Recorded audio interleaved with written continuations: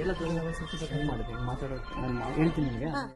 ನಮಸ್ಕಾರ ಎಲ್ರಿಗೂ. ಇವತ್ತು ನಮ್ಮೂರ್ ಮಠಕ್ಕೆ ಒಬ್ಬರು ಸೆಲೆಬ್ರಿಟಿ ಬಂದಿದ್ದಾರೆ. ಇವರು ಬಿಗ್ ಬಾಸ್ 11 ನ ಕಂಟೆಸ್ಟೆಂಟ್ ಆಗಿದ್ರು. ಒಂದು ಪ್ರಮುಖ ಧಾರಾವಾಹಿಯ ನಟಿಯಾಗಿ ನಟಿಸಿದ್ದಾರೆ. ಇವರು ಬಿಗ್ ಬಾಸ್ ಬಗ್ಗೆ ಏನೆಲ್ಲ ಹೇಳಿದ್ದಾರೆ ನೋಡೋಣ ಬನ್ನಿ, ಮಾತಾಡ್ಸೋಣ.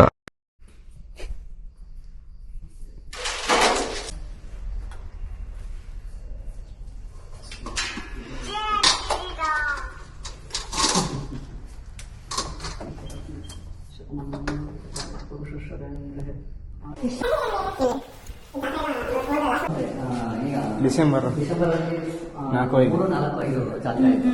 ಈ ಸಲ ಪ್ರೇಮ ಮೇಡಮ್ ಬಂದಿದ್ದು. ಲಾಸ್ಟ್ ಟೈಮು ಅನುಶ್ರೀ ಸೋನಲ್ ಅವರು ಬಂದಿದ್ದು. ಅದ್ರ ಲಾಸ್ಟ್ ಟೈಮು ಅನುಶ್ರೀ.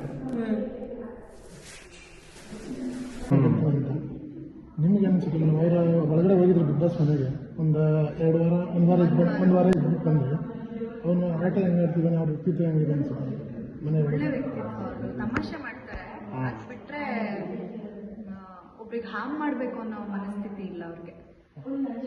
ಸುಮ್ಮನೆ ತಮಾಷೆ ಮಾಡ್ತಾರೆ ಅಷ್ಟೇ. ಅದು ಬಿಟ್ರೆ ಒಬ್ರಿಗೆ ಕೆಟ್ಟದ್ದು ಮಾಡಬೇಕು, ಒಬ್ರಿಗೆ ತೊಂದರೆ ಕೊಡಬೇಕು ಆ ಥರ ಎಲ್ಲ ಇಲ್ಲ.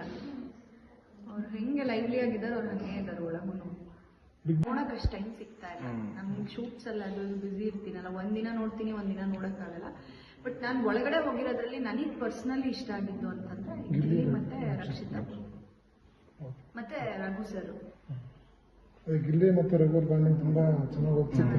ಒಂದು ಚಪಾತಿ ಪೀಸನ್ನು ಕೊಡೋದಕ್ಕೆ ಫುಲ್ಲೆಲ್ಲ ಮನೇಲಿ ಒಂದ್ 10 ನಿಮಿಷಕ್ಕೆ ಜಗಳ ಆಗುತ್ತೆ, 10 ನಿಮಿಷ ಆದ್ಮೇಲೆ ಮತ್ತೆ ಒಂದಾಗ್ತಾರೆ. ಆ ಮನೇನೆ ಹಂಗೆ ಜಗಳನೂ ಮಾಡಿಸುತ್ತೆ, ಅಳು ಬರ್ಸುತ್ತೆ, ಮತ್ತೆ ಒಂದಾಗ್ತಾರೆ. ಎಲ್ಲ ತರ ನಡೆಯೋದಕ್ಕೆ ನಮ್ಮ ಸೀಸನ್ ಅಲ್ಲಿ ನೋಡಿಲ್ವಾ ಮಚ್ಚಣ್ಣಂದು ನಮ್ದು ಜಗಳನೂ ಆಗ್ತಾ ಇತ್ತು.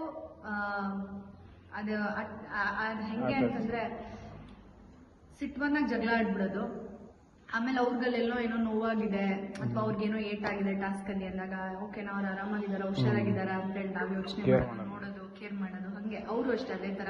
ನನಗೆ ಕೈ ಒಂದ್ಸಲ ಇಲ್ಲ ರೋಪ್ ಹಿಡ್ಕೊಂಡು ಗೇಮ್ ಆಡ್ಬೇಕಾ ಫುಲ್ ಇದಿಷ್ಟು ಓಪನ್, ನನಗೆ ಇಷ್ಟು ಓಪನ್. ಆ ಟೈಮಲ್ಲಿ ಲೈಕ್ ಆಲ್ಮೋಸ್ಟ್ ಒಂದು 3-4 ಡೇಸ್ ನಂಗೆ ಮಂಜಣ್ಣನೇ ಊಟ ಮಾಡಿಸಿರೋದು.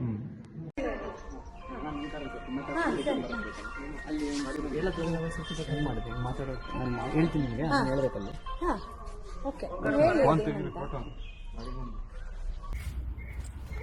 ಆಯ್ತು ಕಣಪ್ಪ.